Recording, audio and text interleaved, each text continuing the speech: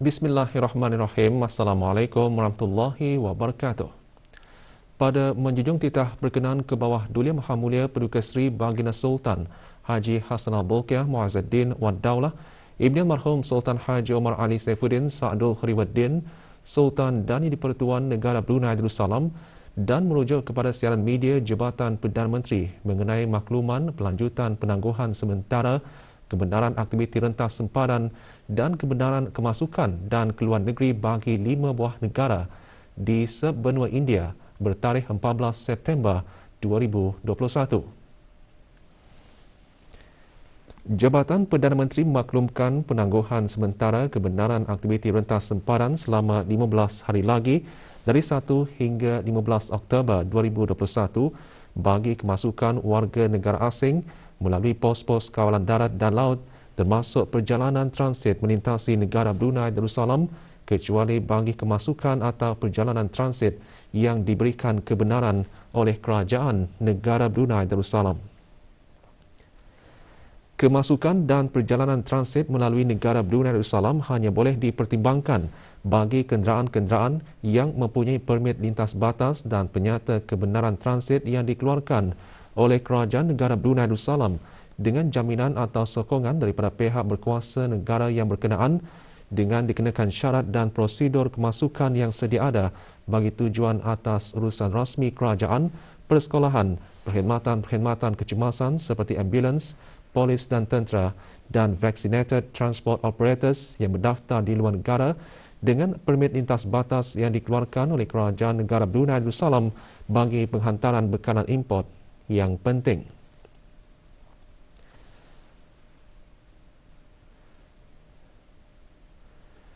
Pengambilan dan penghantaran barangan milik individu di lokasi-lokasi khusus di pekarangan sempadan yang dibuat oleh runners berdaftar di negara Brunei Darussalam dan keluar dan masuk negeri secara ulang-alik melalui pos-pos kawalan darat dan laut bagi tujuan pekerjaan.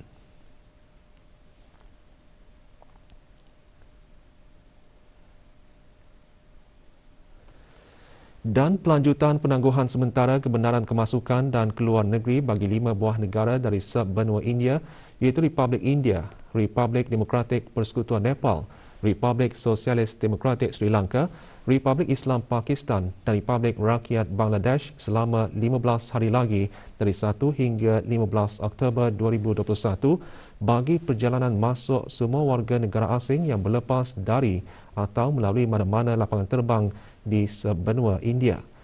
Walau bagaimanapun, pemegang pasport diplomatik dan anggota angkatan bersenjata yang ditugaskan di negara Brunei Darussalam adalah dibolehkan untuk memasuki negara ini mengikut prosedur operasi standard SOP yang disediakan oleh Kementerian Kesihatan.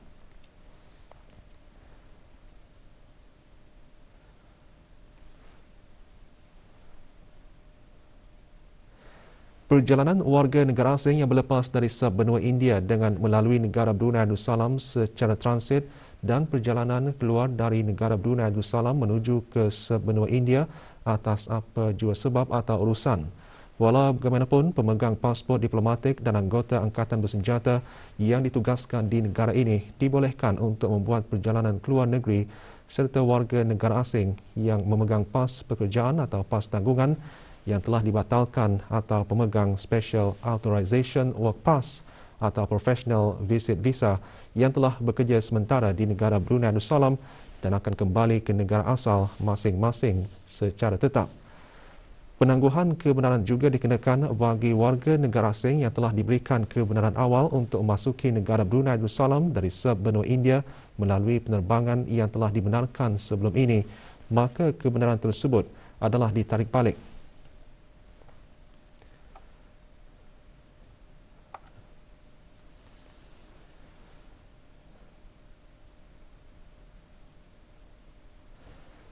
Maklumat lanjut layari laman sesawang Jabatan Perdana Menteri di www.pmo.gov.bn/travelportal atau hubungi travel hotline di talian 120 semasa waktu bekerja atau email ke travelapplication@jpm.gov.bn.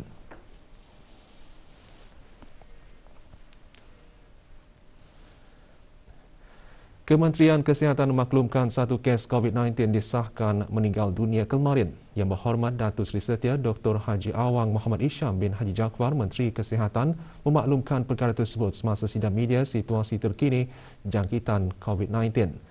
Menyertai sidang media yang berlangsung di Dewan Al-Afiah Kementerian Kesihatan, Yang Berhormat Datuk Seri Setia Awang Haji Hamzah bin Haji Sulaiman, Menteri Pendidikan.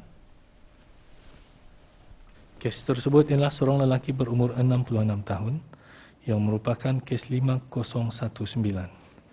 Kes ini telah mengalami masalah paru-paru setelah dijangkiti COVID-19 dan telah dimasukkan ke unit rawatan intensif Pusat Pengasingan Kebangsaan. Di kesempatan ini, saya mewakili warga Kementerian Kesihatan dan keseluruhan rakyat negara Brunei Darussalam mengucapkan takziah kepada keluarga kes berkenaan. Semoga keluarga mendiang diberikan kesabaran dan kekuatan dalam menghadapi pemergiannya.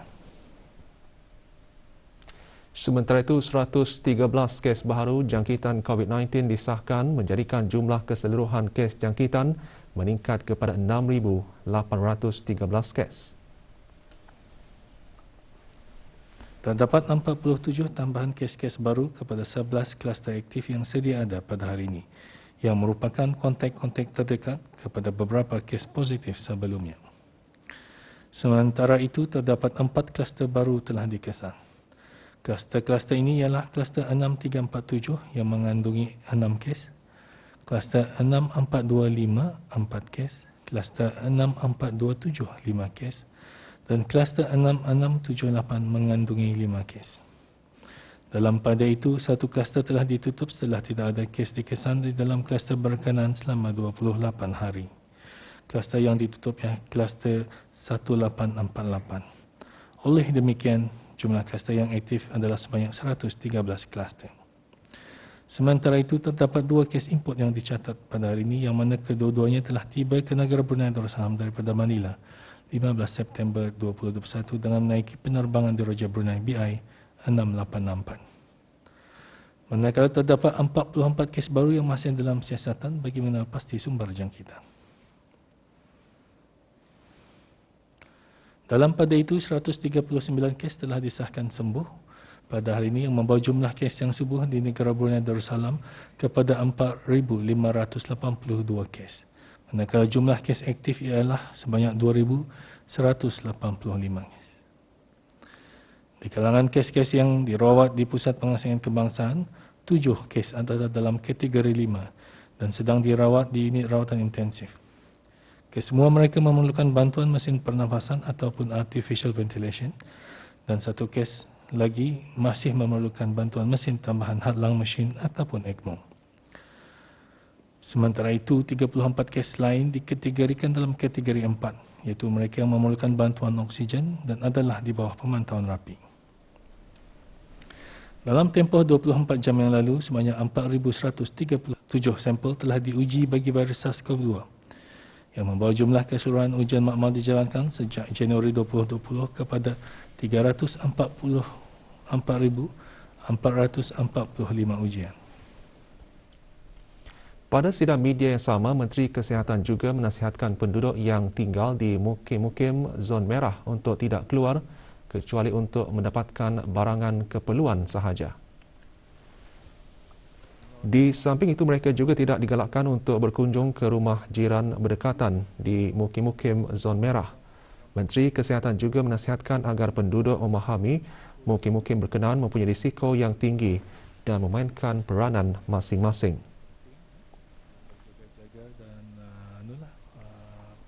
Menasihati antara lain supaya kerjasama. Kementerian Pendidikan menerima jaminan daripada Cambridge Assessment International Education (CAIE) bahawa tiada perbezaan dalam pensijilan yang akan dikeluarkan oleh pihak CAIE sama ada berdasarkan peperiksaan atau School Best Grades. Menteri Pendidikan menjelaskan perkara tersebut dan menambah tiada perbezaan kepada pencapaian grade-grade berkenaan. Yang dapat jadi lebih 1,438 individu dimasukkan ke hospital dengan diagnosis penyakit kardiovaskular dengan kira-kira 500 kematian dicatatkan pada setiap tahun di negara Brunei Darussalam Menurut Menteri Kesihatan, ini menyebabkan penyakit kardiovaskular penyebab kematian kedua tertinggi di negara ini yang menyumbang kepada hampir 25% punca kematian pada tahun 2019. Dalam perutusan sempena sambutan Hari Jantung Sedunia 2021 yang berhormat Datuk Seri Setia Dr. Haji Muhammad Isham bin Haji Jaafar berkata, penyakit kardiovaskular termasuk penyakit jantung dan strok antara 4 penyakit utama selain kanser, diabetes dan penyakit pernafasan kronik yang menyumbang kepada kira-kira 69% kematian peramatang dalam kalangan orang dewasa. Pengawalan faktor-faktor risiko jelas Menteri Kesihatan sangat penting dalam mencegah penyakit tersebut. Ini termasuk mengamalkan permakanan seimbang, aktif melakukan kegiatan fizikal, tidak merokok, bersikap positif dan tidur yang mencukupi. Gelombang kedua pandemik COVID-19 yang melanda negara telah mengakibatkan gejala serius dalam kalangan mereka yang mudah dijangkiti seperti golongan warga emas dan mereka yang mempunyai masalah kesihatan kronik antaranya tekanan darah tinggi, obesiti, penyakit pernafasan kronik dan diabetes, terutama sekali mereka yang belum lagi mendapatkan vaksinasi. Sebagai usaha kerajaan dalam mencegah dan mengawal penyakit kardiovaskular, Kementerian Kesihatan tidak ketinggalan untuk menyambut Hari Jantung Sedunia pada setiap 29 September. Dengan tema Gunakan Jantung untuk Berhubung, ia menggesa orang ramai menggunakan pengetahuan, kasih sayang dan belas kasihan serta pengaruh setiap individu untuk memastikan mereka mempunyai peluang terbaik menjalani kehidupan yang sihat melalui penggunaan teknologi digital kesihatan. Sementara itu, penggunaan teknologi kesihatan digital atau telehealth berperanan besar semasa pandemik COVID-19 bagi meningkatkan pencegahan dan pengurusan penyakit kardiovaskular. Oleh itu, gunakanlah rangkaian digital yang sedia ada bagi membantu dalam penjagaan kesihatan hati dan jantung. Pelbagai bentuk sumbangan terus diterima oleh Kementerian Kesihatan dalam membantu kerajaan ke bawah Duli Yang Maha Mulia, khususnya Kementerian Kesihatan, dalam sama-sama menangani dan membendung penularan wabak COVID-19 di negara ini. Para penyumbang terdiri daripada Famous Textile Sdn Bhd, Dewan Perniagaan dan Perusahaan Melayu Brunei dan FOS Management Service Pte Limited. Sumbangan turut diterima daripada orang-orang persendirian. Orang ramai yang ingin menyumbang boleh menghubungi MOH Emergency Operation Center melalui talian 729-5712.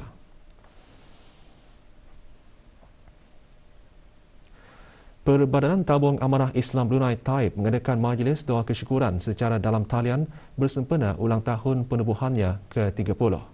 Antara yang hadir yang berhormat Pihin Datu Laila Raja, Major Jeneral Besara Datuk Paduka Seri Haji Awang Halbi bin Haji Muhammad Yusof, Menteri Pertahanan kedua selaku pengerusi Lembaga Pengarah Perbadanan Taib dan Pengiran Datuk Seri Paduka Haji Bahrom bin Pengiran Haji Bahar, Timbalan Menteri Halih Wal Gama selaku Timbalan Pengerusi Lembaga Pengarah Perbadanan Taib.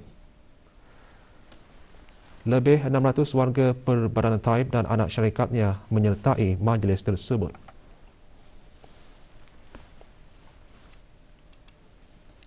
Sempena sambutan Hari Perkhidmatan Awam ke-28, Jabatan Perkhidmatan Awam, Jabatan Perdana Menteri dan Kementerian Halih Wal Gama mengadakan majlis membaca surah Yasin dan tahlil bagi ayahda, bonda dan anakda ke bawah Duli Yang Maha Mulia Paduka Seri Baginda Sultan dan Di-Pertuan Negara Brunei Darussalam, Almarhum Sultan Haji Omar Ali Saifuddin Sa'dul Khariwaddin, Almarhumah Duli Raja Isteri Pengiran Anak Damit dan Almarhum Duli Yang Teramat Mulia Paduka Seri Pengiran Muda Haji Abdul Azim.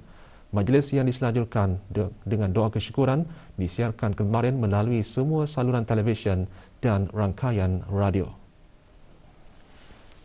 Bacaan Yasin dan tahlil dipimpin oleh Muhammad Amaluddin bin Haji Jamaluddin, Pegawai Masjid Al-Amirah Al-Hajah Maryam, Kampung Jerudong. Sementara doa tahlil dan doa kesyukuran dibacakan oleh Haji Muhammad Izzat Izzuddin bin Begawan Pihin Khatib Datuk Paduka Haji Imran, Pegawai Masjid As-Salihin.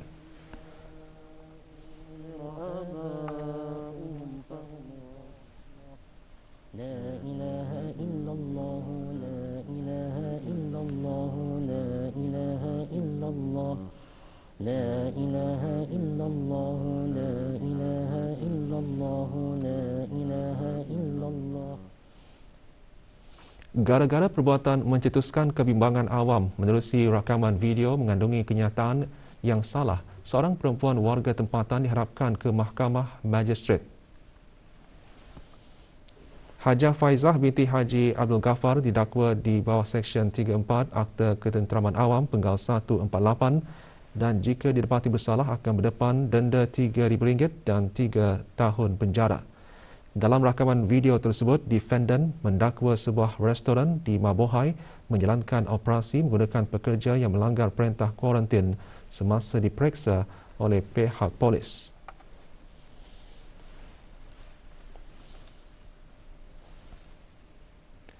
Saingan Liga Juara-Juara Eropah diteruskan awal pagi tadi dengan 8 perlawanan yang melibatkan perlawanan kelab dalam kumpulan A, B, C dan D. Dalam pertemuan yang menjadi tumpuan dalam kumpulan A, kelab Liga Perancis Paris Saint-Germain PSG menang 2-0 ke atas kelab Liga Perdana Inggeris Manchester City. Manakala satu lagi perlawanan dalam kumpulan yang sama, RB Leipzig tewas di tangan pasukan pelawat kelab Bruges 1-2. Sementara itu dalam dua lagi perlawanan bagi kumpulan B, AC Milan akur tewas 1-2 kepada Atletico Madrid dan Liverpool yang bertandang ke laman FC Porto mencatatkan kemenangan 5-1. Dalam pada itu, dua lagi keputusan perlawanan bagi kumpulan C. Ajax menundukkan Besiktas 2-0 dan Borussia Dortmund juga menang 1-0 ketika berkunjung ke Sporting. Sementara itu dalam aksi kumpulan D, Shakhtar Donetsk kadar seri tanpa jaringan dengan Inter Milan dan Real Madrid tewas di tangan Sheriff Tiraspol 1-2.